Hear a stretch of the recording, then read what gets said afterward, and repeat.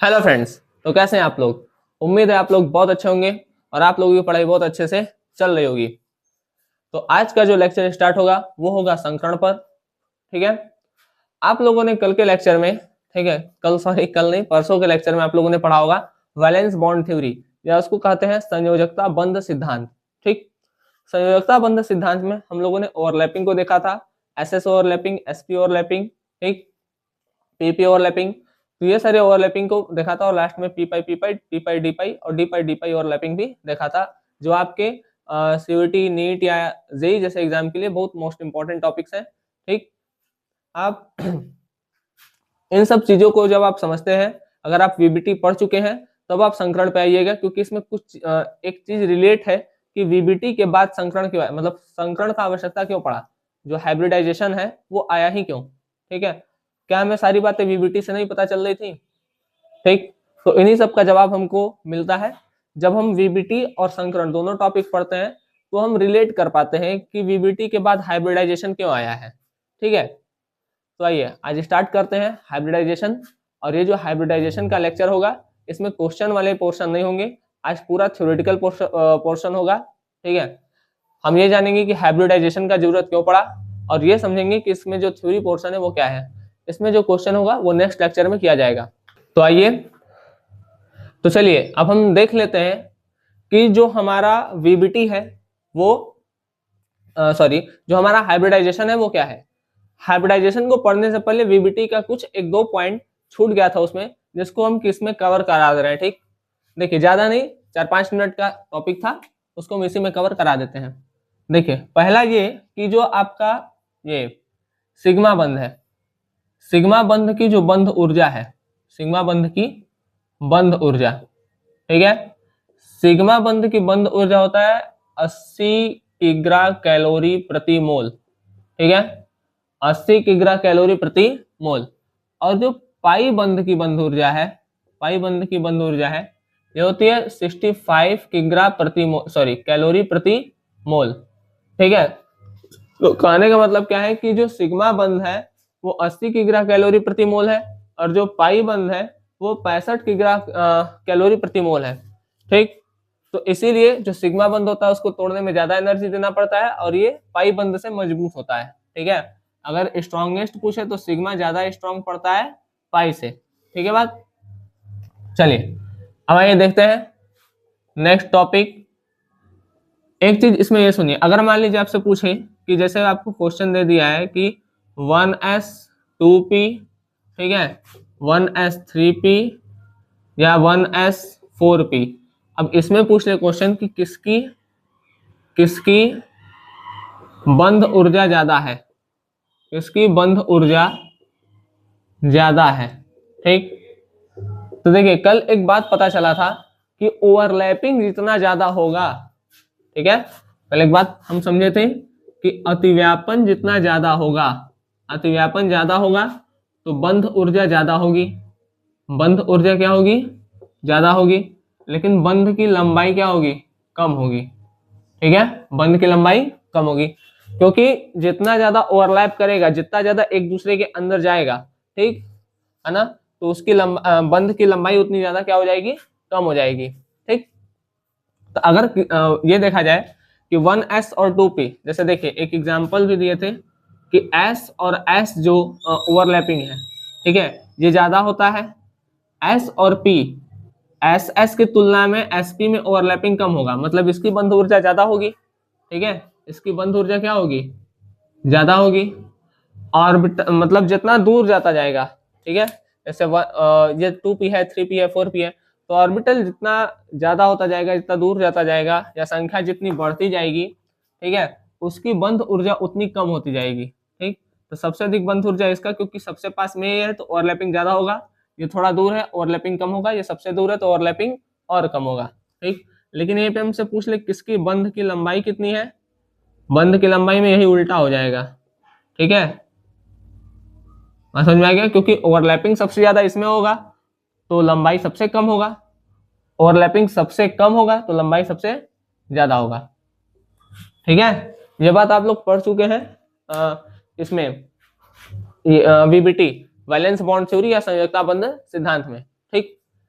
तो ये कुछ टॉपिक छूटा हुआ था जो आपका वीबीटी का था, और अब हम जो स्टार्ट करने जा रहे हैं वो करेंगे संकरण, जो कि आज का हमारा मेन टॉपिक भी है। ठीक है, तो चलिए अब हम पढ़ते हैं कि जो संकरण है वो वास्तव में है क्या। चलिए सुनिए, वीबीटी के बाद संकरण क्यों, वीबीटी से देखिए वीबीटी से ना, अच्छा मिटा लेते तो फिर चर्चा करता हूं उस विषय पर। चलिए मिनट,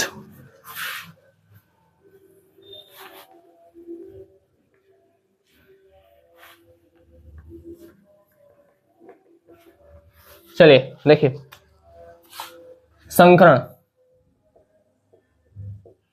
इसको हम कहते हैं हाइब्रिडाइजेशन। हाइब्रिडाइजेशन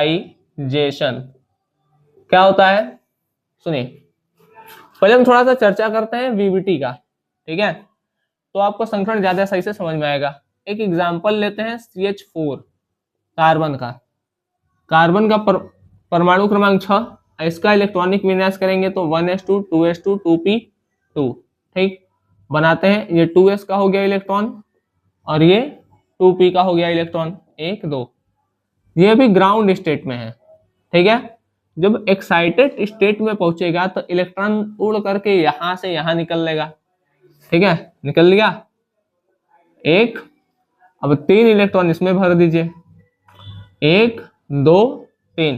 ठीक, 3 इलेक्ट्रॉन। अब हाइड्रोजन, हाइड्रोजन का परमाणु क्रमांक 1, इसका होगा 1s1, तो 1 इलेक्ट्रॉन भरेगा s में, और ऐसे ही 4 ठो है तो 4, देखिए 4 हाइड्रोजन है ना, तो 1 हाइड्रोजन का 1s1 है, तो इसी तरीके से 4 है तो सबका 1s1 ही होगा, तो 1s इसका, 1s इसका तीसरे वाले हाइड्रोजन का, और 1s चौथे वाले हाइड्रोजन का, सबका बना दिए। ये भी 1s है और ये p है, px py pz। अब यहाँ पे s वाला s से ओवरलैप कर गया, p वाला, हाँ s वाला p से, s वाला p से, s वाला p से, मतलब 3 क्या बना है, एक ss वाला बना है। ठीक, एक sp बना है, दूसरा भी sp बना है और तीसरा भी sp बना है। मतलब इन तीनों की बॉन्ड एनर्जी और इसकी बॉन्ड एनर्जी, इन तीनों की बॉन्ड एनर्जी एक है। इसकी बंध ऊर्जा, sp की बंध ऊर्जा, ठीक है, और ss की बंध ऊर्जा क्या होनी चाहिए, अलग होनी चाहिए। बंध ऊर्जा अलग है तो बंध की लंबाई भी क्या होनी चाहिए, अलग होनी चाहिए। इसकी बंध की लंबाई और इसके बंध की लंबाई क्या होनी चाहिए, अलग होनी चाहिए। देखिए SS वाले का भाई ज्यादा ओवरलैपिंग होगा, बंध ऊर्जा ज्यादा, बंध ऊर्जा ज्यादा तो बंध की लंबाई कम। SP में इसके तुलना में कम ओवरलैपिंग होगा तो इसकी बंध ऊर्जा क्या होनी चाहिए, इससे थोड़ा कम होना चाहिए, और बंध की लंबाई ज्यादा होनी चाहिए। इसका बंध ऊर्जा ज्यादा, इसकी बंध ऊर्जा कम, इसकी बंध लंबाई ज्यादा, सॉरी कम, और इसकी बंध की लंबाई ज्यादा।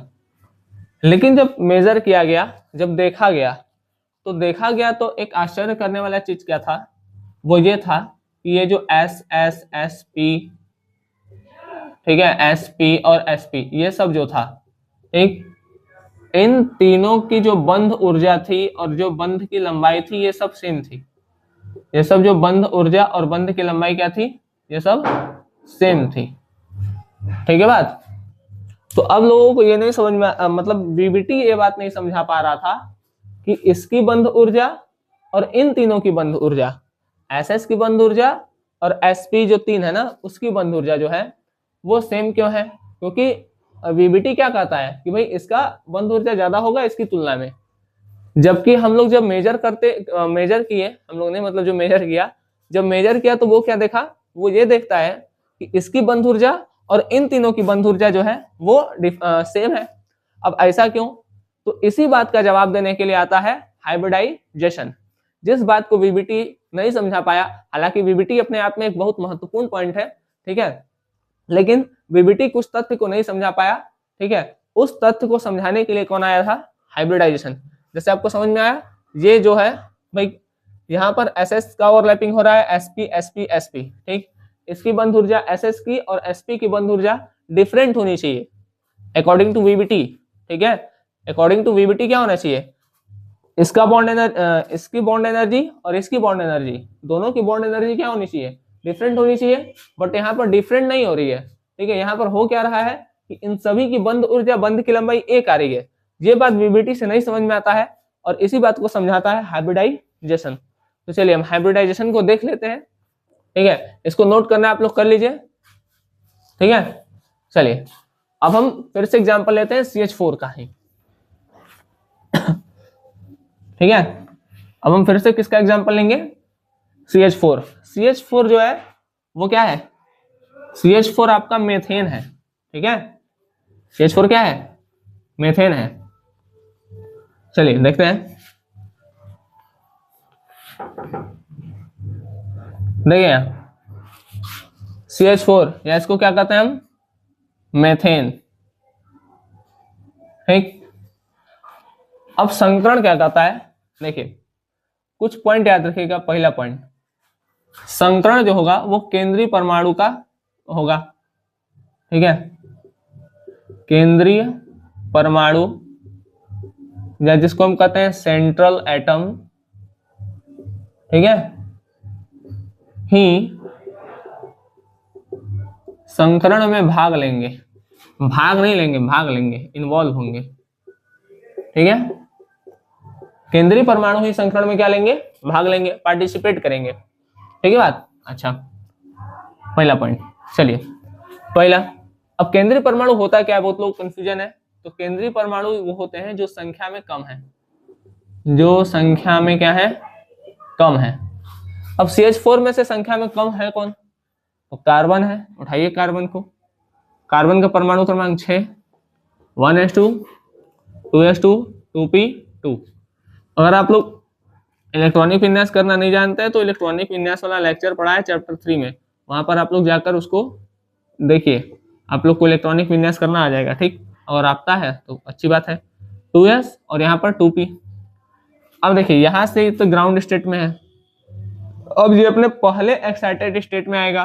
तो जब पहले एक्साइटेड स्टेट में आएगा तो यहाँ से इलेक्ट्रॉन डाक करके यहाँ भाग जाएगा, ठीक है। एक्साइटेड स्टेट में आएगा तो 2s से इलेक्ट्रॉन कहाँ डाक के पहुंच जाएगा, 2s से इलेक्ट्रॉन पहुंचेगा 2p में, 1 2 3, ये हो गया 2s और ये हो गया 2p, ठीक।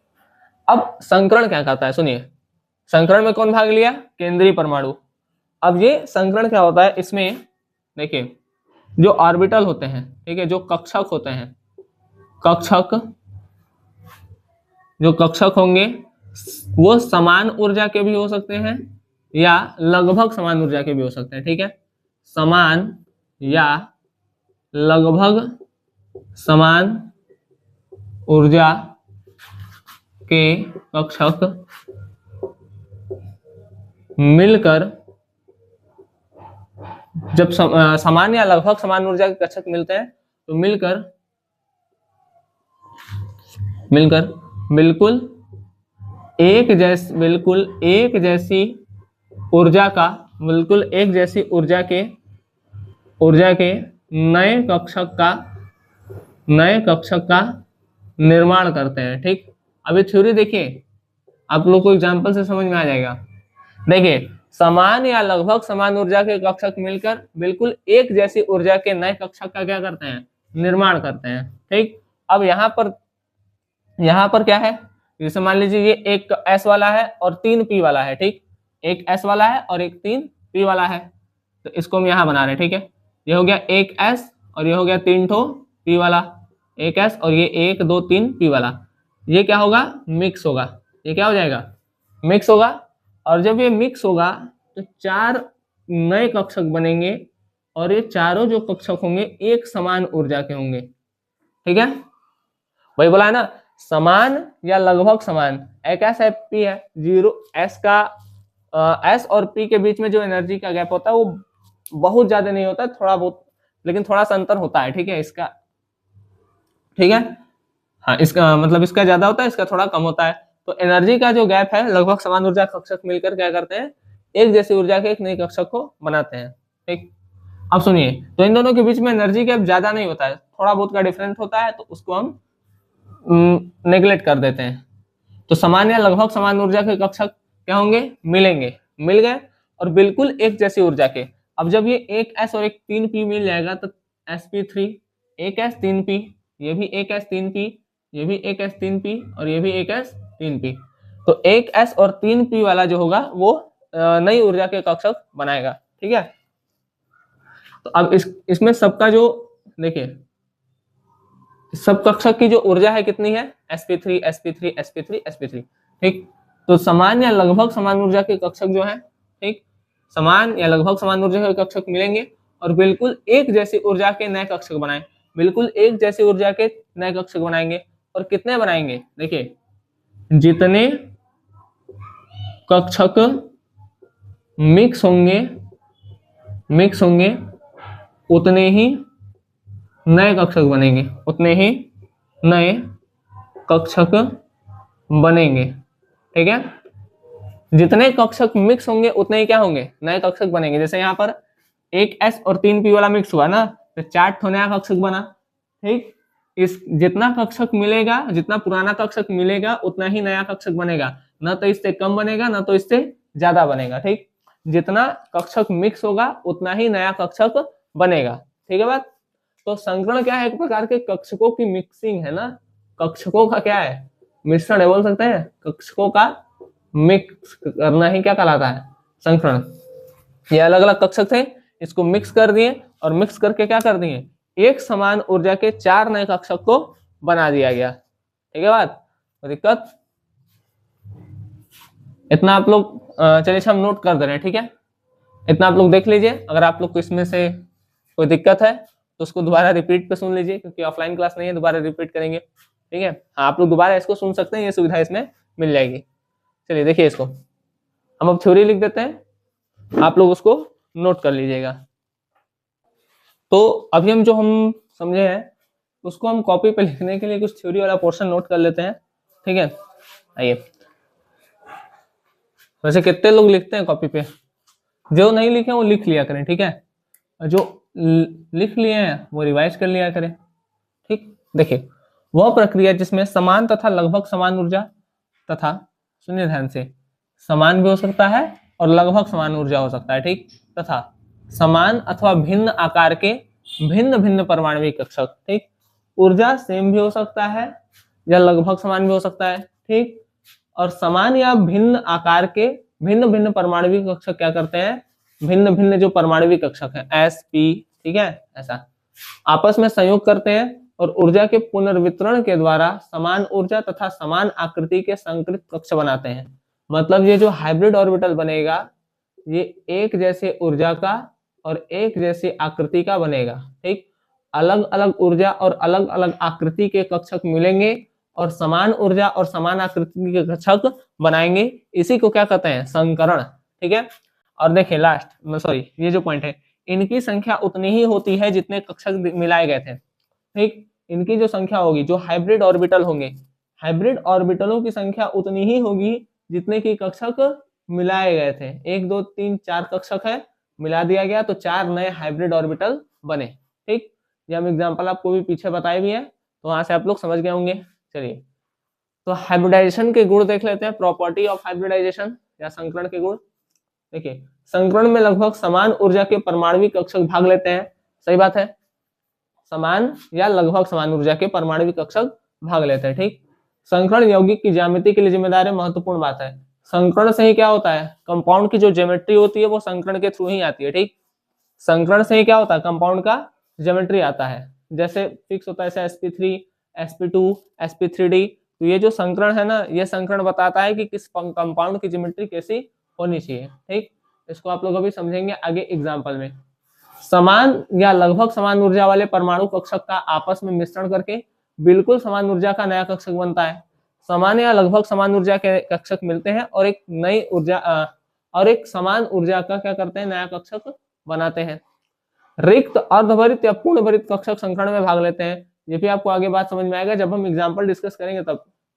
ठीक है, यहाँ पर कुछ कुछ पॉइंट है, ठीक है, 1 2 पॉइंट है जो आप लोग को आगे जैसे जैसे पढ़ेंगे, इसका जब आप एग्जाम्पल देखेंगे तब आपको अच्छे से वो चीजें क्लियर होंगी। ठीक है, बनने वाले संकृत कक्षकों की संख्या संयोग करने वाले परमाणविक कक्षकों की संख्या के बराबर होती है। वही बोल रहा है, बनने वाले जो संकृत कक्षक की संख्या है संयोग करने वाले परमाणविक कक्षकों की संख्या की क्या होगी, बराबर होगी। ठीक है बात, चलिए अब देखते हैं नेक्स्ट। अच्छा, ये जो कुछ पॉइंट है आप इसको कॉपी में नोट कर लीजिएगा, ठीक है। अब इसके नीचे कुछ पॉइंट और है जिसको हम लिख देते हैं, और फिर हम इस टॉपिक, ये जो संकरण का पार्ट फर्स्ट होगा ये, ठीक है, उसको हम क्लोज करेंगे। और फिर हम कल मिलेंगे एक लेक्चर के साथ जिसका नाम होगा हाइब्रिडाइजेशन पार्ट 2। उसमें हम हाइब्रिडाइजेशन के सारे क्वेश्चंस को डिस्कस करेंगे, ठीक है। तो चलिए हम लिख देते हैं, उसे आप लोग नोट कर लीजिएगा। तो अभी हम यहाँ तक देख लिए थे कि कक्षकों की संख्या बराबर होती है, ठीक है। अब ये है, इसके बाद आप लोग ये पॉइंट लिखने के बाद ये नहीं लिखेगा, ये वाला लिखेगा, ठीक है। देखिए, संकरण की अवधारणा केवल सिग्मा बंध के लिए है, पाई बंध के लिए नहीं है। अच्छा, लोन पेयर के लिए भी होता है, ठीक है। तो लोन पेयर मतलब जो इलेक्ट्रॉन युग्म है, तो संकरण की अवधारणा केवल लोन पेयर व सिग्मा बंध के लिए है, पाई बंध के लिए नहीं है, ठीक।